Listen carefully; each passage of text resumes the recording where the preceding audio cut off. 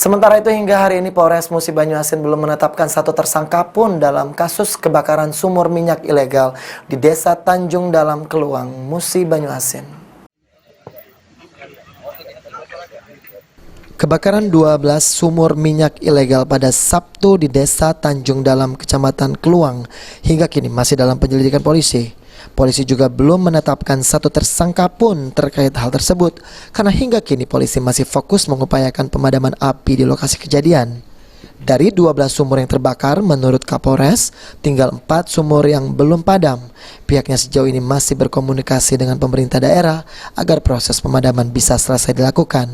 Dampak hukumnya, ya saya mengajak pada masyarakat yang sudah melakukan aktivitas ini dan tidak bertanggung jawab, saya minta agar lapor ke Polsek atau Polres. Pak, ini kan ada berapa sumur dan penyebabnya apa dan korbannya berapa ini seperti apa? Ya, jadi simpang siur ya korbannya. Ya. Jadi korbannya hanya satu aja luka bakar. Sekarang dirawat di RSUD Sekayu. Sumur yang terbakar dari berapa Pak? Dari berapa? Dari 12 sumur yang kita padamkan ada sekitar 8 sumur.